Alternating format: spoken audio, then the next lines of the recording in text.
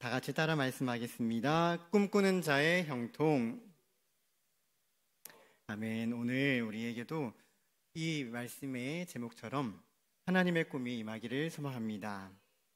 그리고 그 꿈을 이끌어 가시는 하나님의 인도를 따라서 우리 모두가 형통하게 되기를 간절히 소망하며 축복합니다. 오늘 말씀으로서 우리가 세 가지의 형통에 대해서 살펴보기 원합니다. 우리 첫째로는 고난도 형통입니다 라는 내용입니다. 본문 말씀 창세기 39장 1절의 말씀입니다. 우리 함께 믿음으로 봉독합니다. 시작. 요셉이 이끌려 애굽에 내려가매 바로의 신하 신이 대장 애굽 사람 보디발이 그리로 데려간 이스마엘 사람의 손에서 요셉을 사니라. 아멘. 요셉이 애굽에 내려간 그 이야기를 다루고 있는데요. 먼저 그 배경에 대해서 잠깐 설명드리며 나아갑니다. 요셉은 여러분이 잘 아시듯이 야곱의 12아들 가운데 11번째 아들로 태어났습니다. 우리가 일반적으로 가정을 이루면 한 아버지와 한 어머니 사이에 살게 되는데, 특별하게 이 가정은 한 가정뿐만 아니라 이 가정에는 한 부모님뿐만 아니라 그 어머니가 총 4분이나 되셨죠. 그래서 또한 형제들도 참 많았습니다.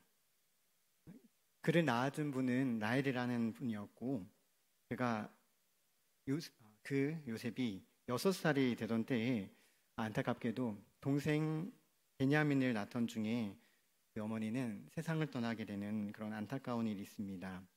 어머니의 사랑을 더 받고 싶었지만 하나님께서는 그 어머니를 데려가셨고, 그래서 그랬는지 몰라도 그 아버지인 야곱은 라헬을 사랑했기에 그 라헬이 낳았던 요셉을 특별히 더 사랑하여서, 우리가 사랑이라는 건 참 좋지만 그 사랑이 편애라는 표현으로 생각할 정도로 특별 대우를 요셉에게만 하게 됩니다. 그것은 특별히 옷차림을 통해서 표현되었는데요. 성경의 말씀을 보시면 자색 옷이라는 그 표현으로서 나와 있습니다. 다른 형제들은 형편없는 볼품없는 옷들을 입었지만 요셉에게만 그러한 특별한 옷을 입혀주며 내가 사랑하는 아들이다라는 것을 그렇게 너무나도 공개적으로 표현했던 것이죠. 그렇게 살다 보니 요셉은 너무나도 그 사랑받는 것이 당연하여서 난 너무나도 사랑을 많이 받아라는 생각에 자기 자신밖에 모르는 삶을 살아가게 됩니다. 형들이 너무나도 많았는데 10명이 된 형들이 있었음에도 불구하고 형들을 존중히 여기지 않았고, 그리고 오히려 형들이 잘못할 때마다 아버지께 가서 그 형들의 잘못을 고자질하는, 참으로 미움받기 딱 좋은,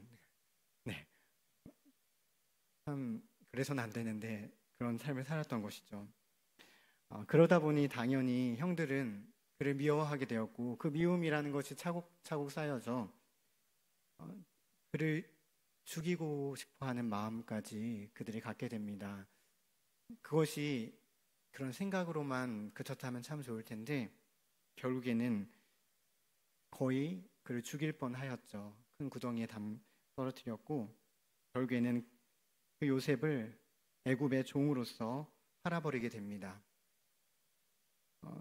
그동안에는 늘 아버지의 사랑을 독차지하였던 요셉이었지만 이제는 생사도 알 수 없을 정도로 이제는 먼 타국에 가 있어서 아무도 그를 주목할 수 없는, 그리고 아무도 그를 존중히 여겨주지 않는 그 종의 신분으로서 매일매일을 살아가게 된 것입니다. 그렇지만 우리는 이 요셉의 삶을 통해 알고 있죠.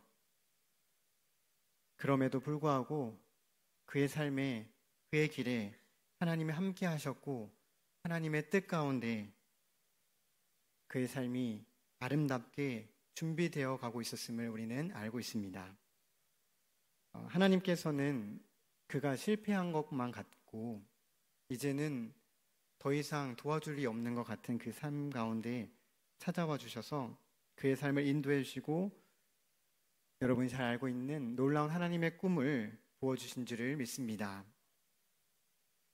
여러분과 제가 이렇게 하나님께서 무언가를 주시고 또 인도해 주신다는 것을 귀로 듣지만 정말로 그것이 눈앞에 온전히 드러나지 않을 때 초조해 할 때가 있는데요. 저의 삶의 얘기를 들려드리려고 합니다. 요즘 저의 첫 아들, 이혜리가 자주 저에게 하는 말이 있습니다. 아빠 몇 분 남았어요? 라고 저에게 물어봅니다. 저도 듣고 대답을 하려고 하죠. 그리고 또 1, 2분이 지나서 얼마 되지 않아서 또 물어봅니다. 아빠 몇 분 남았어요? 여러분, 이 대화가 언제 어느 상황에서 펼쳐지는지 한번 생각해 보시면 좋을 것 같습니다. 바로 저와 여러분이 있는 이 소망교회로 오는 차 안에서 이루어지는 질문입니다. 바로 교회로 가는 길이 얼마나 남았느냐라는 거죠. 제가 내비게이션을 보고 있기 때문에 그 몇 분이 남았는지 그것을 물어보고 있는 거죠. 그래서 제가 얘기합니다. 많이 왔어. 그리고 얼마 안 남았어. 좀만 더 가면 돼. 라고 얘기해주고 실제로 계속 물어볼 때마다 10분 남았어. 5분 남았어. 계속 알려줍니다. 이게 한 주만이 아니고요. 거의 매주 이게 빼놓지 않고 저에게 물어보고 있습니다. 늘 듣기 때문에 전혀 저에게는 새로울 것이 없고 반복적으로 거의 기계적으로 이렇게 대답할 때가 많은데 그렇지만 그런 이혜리의 질문을 들으면서 제가 하나님의 계획에 대해서 그리고 나는 얼마나 인내하면서 기다릴 수 있는지 그리고 나는 어떤 상황이 다가올지라도 조급해하지는 않는지 그리고 하나님의 약속, 하나님이 뭔가 약속하셨을 때 이렇게 불신하거나 두려워하고 있지는 않은지를 생각해 볼 때가 있습니다. 그렇지만 하나님께서는 분명 성경 말씀을 통해 우리가 비록 기다림에 지쳐서 그리고 고생할지라도 가장 최선의 타이밍에 합당한 은혜를 베풀어 주실 줄을 믿습니다. 이렇듯 요셉이 겪었던 삶은 참으로 고통스럽고 힘든 순간이 이어졌는데요. 그런 고통과 힘듦이 우리 삶을 누릴지라도 하나님께서는 그 고통과 힘듦이 나를 그저 망하게 하는 것이 아니라 나를 형통하게 하시는 과정으로 이끄신다는 것을 믿으시기 바랍니다. 분명 사방이 다 막힌 것 같고 이제는 그곳에서 빠져나올 수 없는 것 같은 순간에도 오늘 요셉의 삶처럼 하나님은 분명히 살 길을 준비해 주시고 주님의 때에 우리를 살아나게 하실 줄 믿습니다. 우리 두 번째입니다. 하나님의 함께 하심이 형통입니다. 우리 2절의 말씀 함께 믿음으로 봉독합니다. 시작. 여호와께서 요셉과 함께 하심으로 그가 형통한 자가 되어 그의 주인 애굽 사람의 집에 있으니. 아멘. 이 말씀에 등장하는 형통에 대한 설명을 드리고 나아갑니다. 본문에 형통이란 말이 등장하는데요. 이 말씀을 원어로 살펴보면 그 뜻은 앞으로 나아가다 그리고 발전하다 또는 번영하다라는 뜻을 갖고 있습니다. 이렇듯 이런 형통이란 말은 우리가 모두 우리의 삶에 이름표 같이 붙이고 싶죠. 형통한 삶을 산다라고 한다면 그 어느 사람 앞에서도 떳떳하게 설 수 있을 것 같습니다. 그러나 오늘 이 형통이란 말이 다름 아닌 종으로 팔려온 그 애굽, 이집트에서 적용되고 있다는 점을 주의 깊게 봐주셨으면 좋겠습니다. 요셉에게 이 종살이의 기간이라는 것은 분명 그 어느 누구라도 후퇴하고 있는 그리고 절망스러운 그런 순간이었을 것입니다. 그리고 형통이 아니라 불통의 시간으로 그 요셉의 삶에 느껴졌을 것입니다. 그렇지만 우리는 말씀을 통해 하나님의 뜻을 발견해야 합니다. 2절의 말씀은 놀랍게도 그런 순간에도 하나님이 함께 하셨다고, 함께 계셨다라고 말씀합니다. 이처럼 우리가 생각하는 형통은 겉으로 드러나는 멋진 모습일지 모르지만 하나님이 말씀하신 이 형통의 시작은 하나님으로부터 시작됨을 믿으시기 바랍니다. 그 어느 순간이 찾아올지라도 하나님이 동행해 주시면 우리 인생에는 형통이 시작되게 되는 것입니다.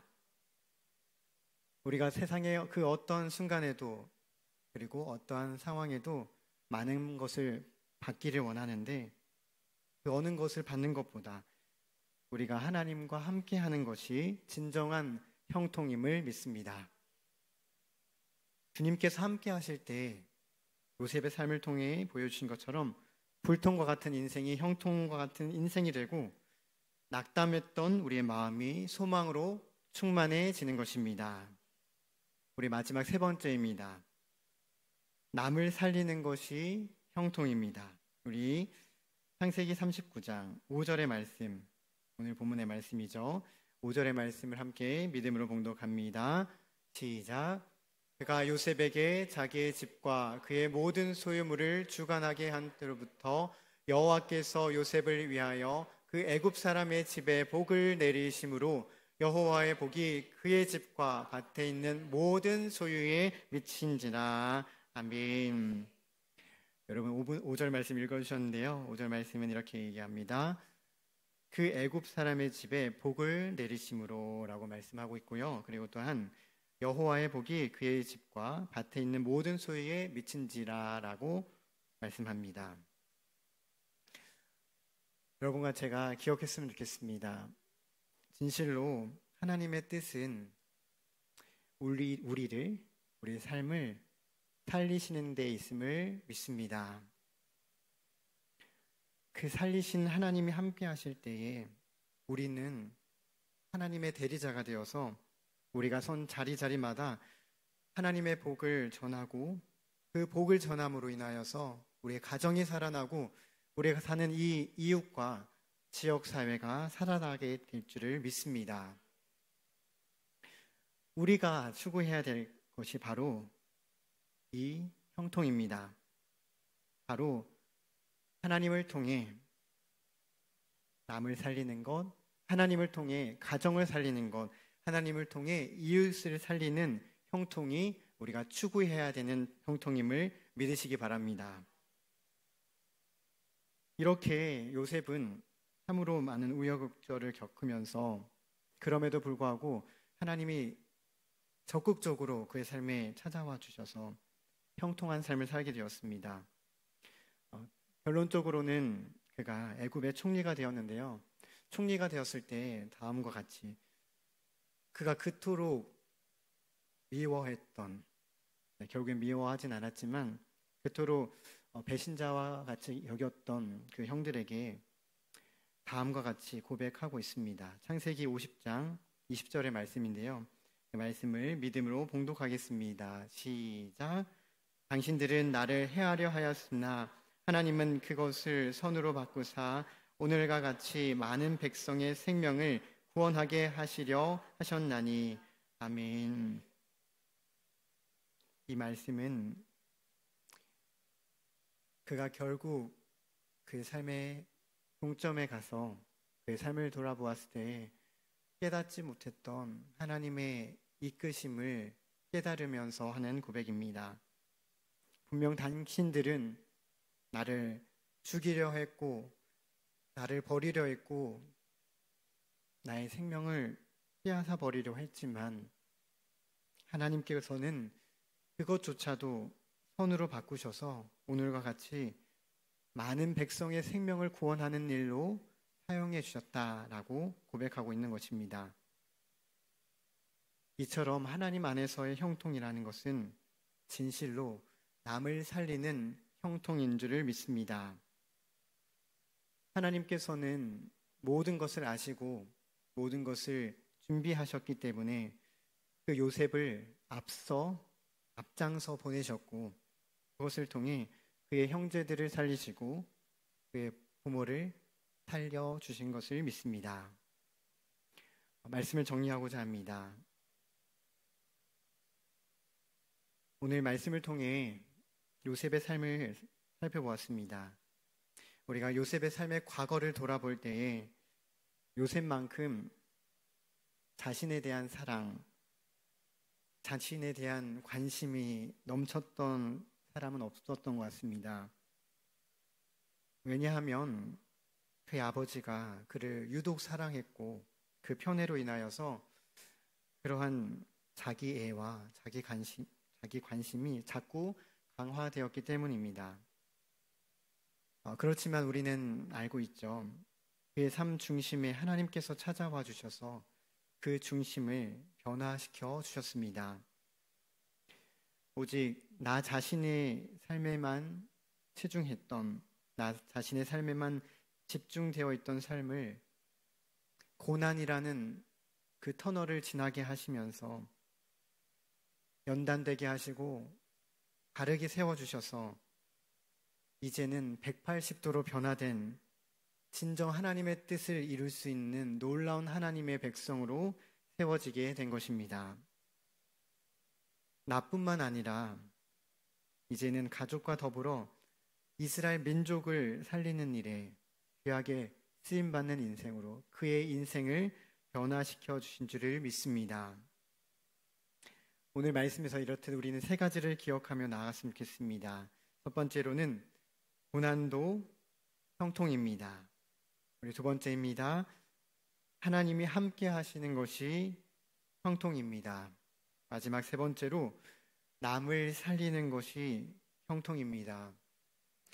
우리 모두가 이 자리에 모인 이유가 하나님의 형통을 힘입어 형통한 자가 되고 우리뿐만 아니라 많은 이들을 형통하게 하는 일, 다시 살리는 일을 이루기 위함인 줄 믿습니다. 그 삶을 이 말씀을 통해 시작하시고 이 말씀처럼 아름답게 마무리할 수 있는 모든 소망 가족분들, 저와 여러분이 되시기를 간절히 축원합니다. 우리 이 시간 주셨던 말씀을 생각하며 찬양하며 나아가기 원합니다. 이 찬양을 통하여 정말 하나님, 우리가 주님을 바라보며 그 주님의 인도하심을 인도하며 의지하며 우리의 삶이 끝나는 그날까지 주님만을 찬양하며 나아갈 수 있게 하옵소서. 우리가 그런 고백을 이 찬양에 담아 고백하며 나아가겠습니다.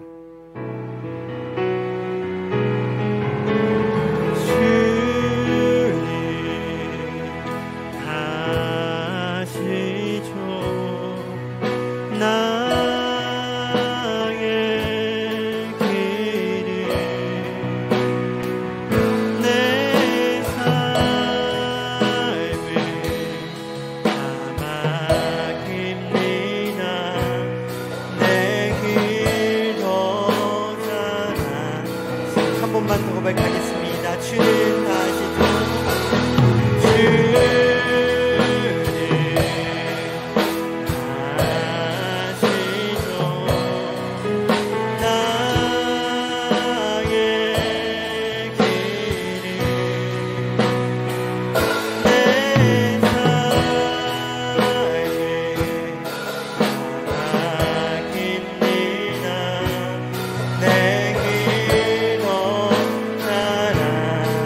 나의 갈 길 나가도록 찬양합니다.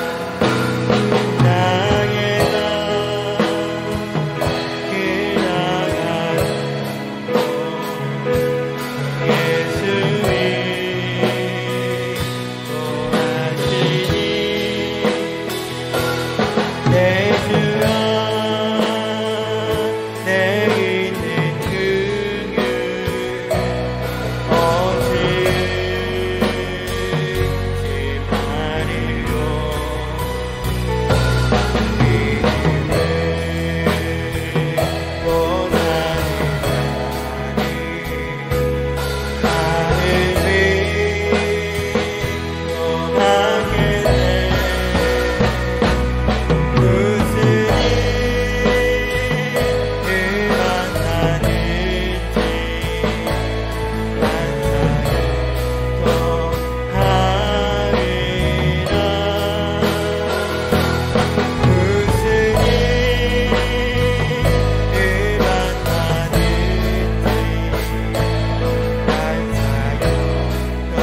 한 번만 더 고백하겠습니다. 나의 갈 길 나가도록 나의